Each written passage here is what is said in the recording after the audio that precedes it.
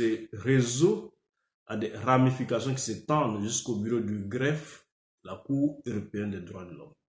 Je trouve cela scandaleux.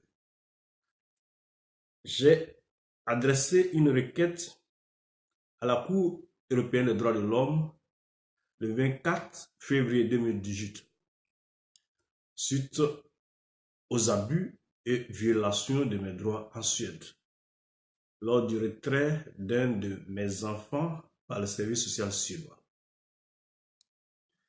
Malheureusement, mes droits ont été violés à la Cour européenne des droits de l'homme. Ma requête n'a pas été enrôlée, alors qu'en pareille situation, dans tout tribunal, même dans les républiques dites bananières, lorsque le requérant introduit une requête auprès d'un tribunal, le greffe, après enrôlement de la dite requête, communique le numéro au requérant. Alors, comment cela pouvait en être autrement au niveau de la Cour européenne des droits de l'homme, une juridiction supranationale? C'est pourquoi j'interpelle M. Guido Raimondi à travers cette vidéo de prendre ses responsabilités. Parce que j'ai l'impression qu'il dirige une institution dont il ne maîtrise pas le fonctionnement. Je lui avais adressé 2 courriers. Un courrier le 23 juillet 2018, acheminé par DHL et réceptionné par un agent du nom de ULE. Donc il y a une traçabilité. Je n'ai pas reçu de réponse. Un courriel lui a été adressé dans son courriel personnel qui est indiqué sur le site de la Cour. Je n'ai pas reçu de réponse.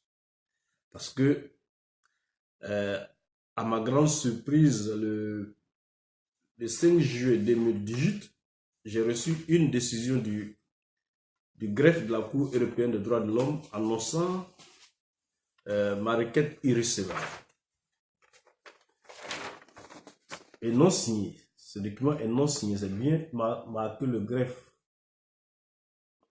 Et donc c'est pour cela que je lui avais adressé le premier courrier le 23 juillet 2018. Je n'ai pas reçu de réponse.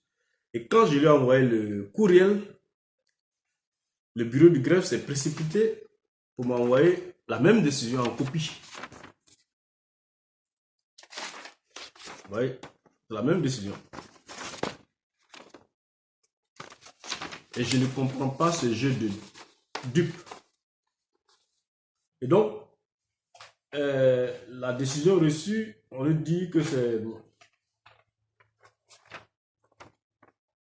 le juge Siefra Oler qui aurait pris cette décision. Mais si c'est une signature scadée dont je doute. Maintenant, si c'est elle qui a... Si c'est ce juge-là qui a pris cette décision, il y a de quoi désespérer de la Cour européenne des droits de l'homme. On nous dit, d'abord la décision est communiquée en anglais, ce qui est une violation. On dit on communique la décision au requérant dans la langue que le requérant maîtrise. Ma requête a été déposée en français. Donc la décision devait être communiquée en français. Tout cela, j'ai expliqué dans mon courrier, mais on ne répond pas. Et on dit la Cour a siégé le 28 juin en formation de juge unique. Mais ici, on ne voit pas le nom des rapporteurs, parce que selon l'article 24, paragraphe 2 que même ils évoquent, selon cet article, lorsque la Cour siège en formation de juge unique, la Cour est assistée de rapporteurs. C'est au pluriel. Donc minimum 2. Mais ici, il n'y a pas le nom de rapporteur. Donc c'est toutes ces questions que j'ai soulevées dans le courrier que j'ai envoyé au président. Parce que dans les petits tribunaux, quand un juge siège en formation de juge unique, il est représenté par un rapporteur. Le procès que, d'après Max Orling, que nous aurions perdu, le juge c'était Max Orling. Le rapporteur c'est Henriette Fornas Minechud. Alors comment cela pouvait en être autrement à la Cour européenne des droits de l'homme? Et dans le même laps de temps, j'ai un ami qui saisit la Cour européenne des droits de l'homme. dans une autre affaire. Lui, au moins, il a eu la chance, vous voyez, le 4 juillet 2018, la date est là. Le greffier en chef, parce que le courrier est signé, il ne m'a pas autorisé à publier, c'est pour ça que je ne le montre pas, a répondu en communiquant le numéro de la requête à mon ami, avec des stickers à code barre autocollants. Mais il sera surpris parce que le 21 décembre 2018, il reçoit une décision complètement truquée. Ici, vous voyez, il n'y a pas de date d'expédition, on ne voit pas le bureau de la poste qui a expédié. Et plus grave, on voit ici poste nous. Ça, c'est le signe de la poste suédoise. Vous voyez, il a tout écrit sur le courrier. Et ce courrier, c'est un courrier qui a été fabriqué ici, avec une fausse enveloppe, une vieille enveloppe qu'ils avaient ici. Et leur complice a dû balancer la fausse décision de la Cour européenne des droits de l'homme. Mais avec les codes barres rouges qui sont là, la poste française doit savoir quand ça a été expédié. Lui aussi, il a saisi le président de la Cour européenne des droits de l'homme, son email personnel, mais n'a pas répondu.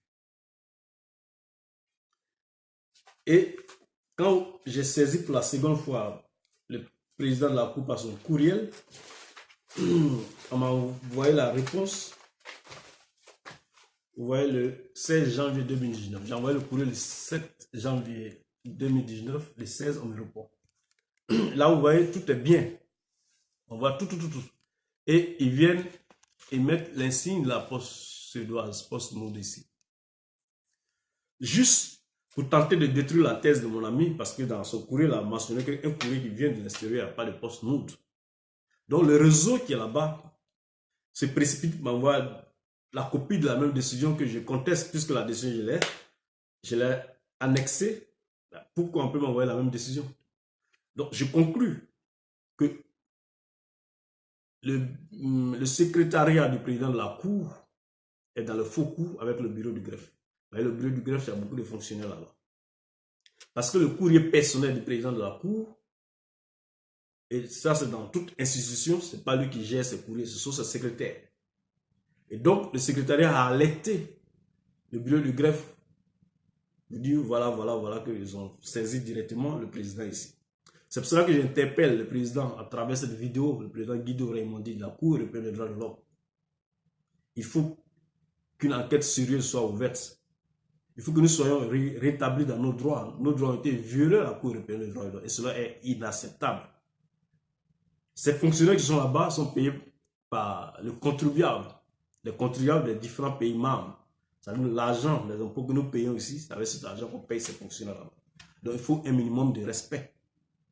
À la création, on nous aurait dit que cette cour serait transparente, juste et équitable. Alors, si elle se transforme en bourreau des citoyens les plus faibles, il faut qu'on la ferme.